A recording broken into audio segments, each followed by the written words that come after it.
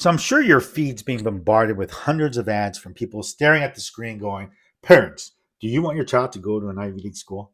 I know, you've seen mine for sure.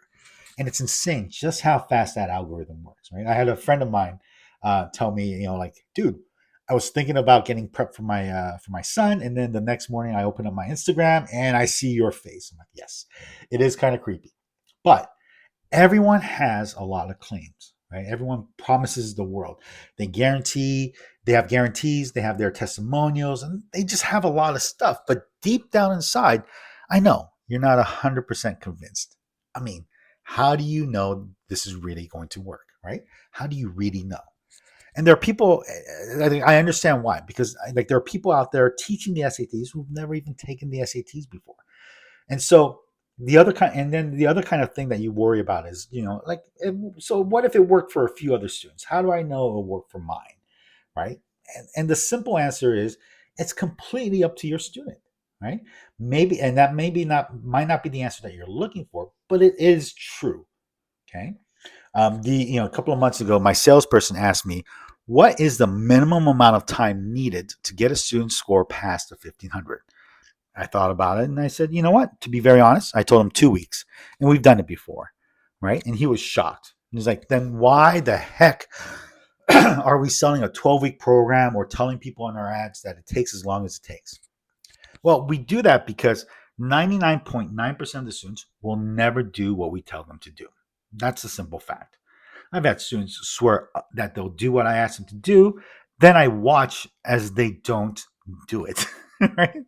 I make them promise up and down that they'll do the homework the way I ask. I even have them repeat the instructions back to me, and then they won't. Right?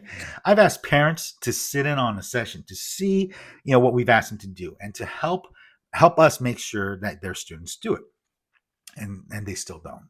Do you know why? Because the solution is so simple. It's so simple that in most people's minds, it can't possibly work. Well, guess what?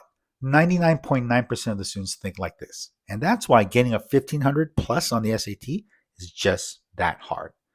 That's why every metric will tell you that tutoring for the SAT only yields a few more points. And it's not because it doesn't work, but because the students don't do what is asked of them. That's why the answer to most students' problems isn't more tutoring, it's more work being done properly. Okay? So I'm going to go over how we work with the students to maximize their chances of success, right? Because we don't just simply give them a cookie cutter program and just say, go through the program, ta-da, congratulations, right? So in order for me to do that, we have to start off with this principle that I follow. I use this principle with my tutors, my staff, I use it with my students. And it's simply just that if someone doesn't do what we want them to do, then could I have done more to make sure that they did? Okay, and that's very important because this test is mostly about what you do and not what you know. What you know, like you know how to read, right? You know the grammar, you know the algebra, right? So, and I know that you're thinking, that's probably not the best way to run a business. Trust me, it's not. But remember, I'm a tutor that owns a business, not a business person that owns a tutoring company. So when a student doesn't do what we ask them to do, then I go back to the drawing board.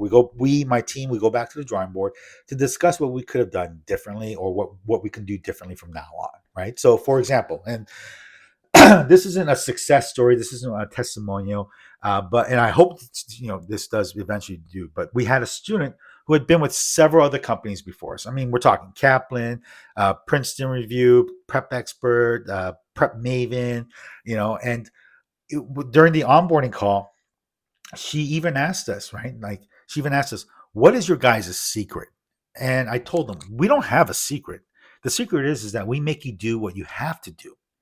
So when she started the meeting with the tutor, she would just start, she would answer, the tutor would ask her to answer a question, and the tutor would say, oh, that's not the right answer. Then she would just start shouting A, B, C, D.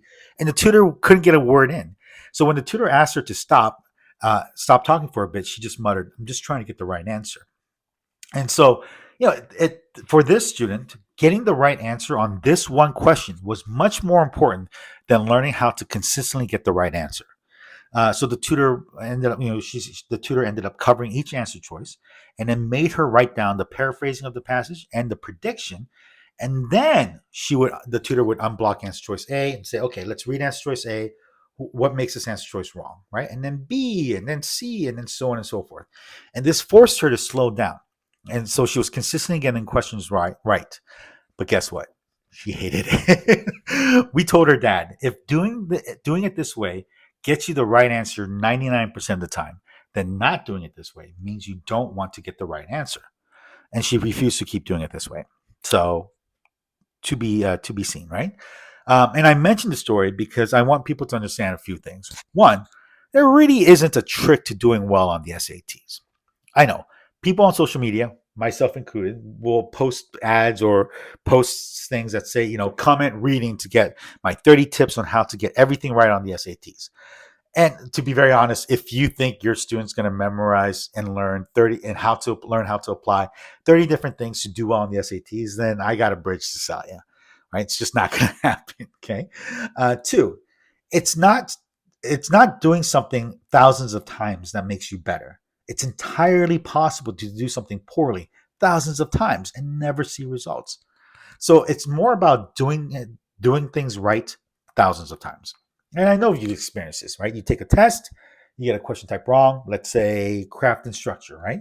And then you pull all the craft and structure questions out. You buy all the books, you subscribe to all these packages, and you start working on them, and you do all the questions that you can find. And then you take another practice test, and you find that craft and structure questions are no longer that big of a problem, but it's now information and ideas. So then you do those questions, and you do the same thing, and then you take another practice test, and then now that you find that there's an equal split between the questions you got wrong between craft and structures and information and ideas, right? So then what you end up doing is just kind of chasing things around, chasing playing whack-a-mole, right? And so I kind of equate this to my son. Right, my son, when he was 5, my wife wanted to get him, to get him to learn how to do the multiplication tables. So we started off with like the ones and the twos, and 2 times 2 is 4, 2 times 3 is 6, and so on and so forth. And he seemed to know it, right? So then we asked him, we gave him harder problems like 2 times 5 plus 7, and he was able to answer those questions. And then a week later, we gave him kind of the same problem, and he just had no idea how to do it. And what it turned out was that he didn't learn how to multiply. He just learned that when he sees 2x5, then that's equal to 10. Okay. So then when he was given 2 times 8, he didn't know what to do, right? Because it's the concept of multiplication was just not there. And that's what happens when you do a bunch of information and idea questions, or a bunch of craft and structure questions, or a bunch of quadratic formula questions, right? You learn that, like, oh, when I see this, I do that, right? It's kind of like aversion therapy, right? You don't want to get the question wrong, so you're trying this and it doesn't work. You're kind of just bumbling through, and you make it to the end somehow, but you don't know how you got it. Okay. So that's one.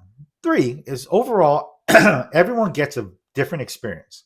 I say overall because in the beginning, everyone starts off with the same process, right?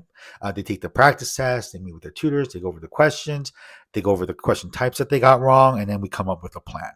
But as a student progresses, adjustments are made depending on how the student is reacting to what we've taught them, right? And then 4, when we send out progress reports, we don't say something, like, oh, we went over these questions, she's doing well, but she's getting a few questions wrong, but we'll continue to work on them. That really doesn't tell you what's going on, right? Our progress reports are very blunt. It'll say something like, we asked her to do it this way, she hasn't done it, please help us by making sure she does it. Or like, she's having a hard time reading, she'll miss an entire sentence when she reads a passage, and then as a result she misses some fundamental part of the aspect of the passage. Okay, and we're fixing this by having her check off each word after she reads it, and such, right? So like, it's we get kind of granular, and we tell them exactly what the problem is within the process, within the contents and everything else. At the end of the day, there's an old saying that I used to use a lot more than now. It's just that your way, your score, my way, my score, right? And so at the end of the day, you can jump around from all these tutoring companies, you can doubt them all you want, but you need to start figuring out that at some point you can't get a 1500 without doing the work. Okay? And if that's you, if you know that you have to do the work, we're here.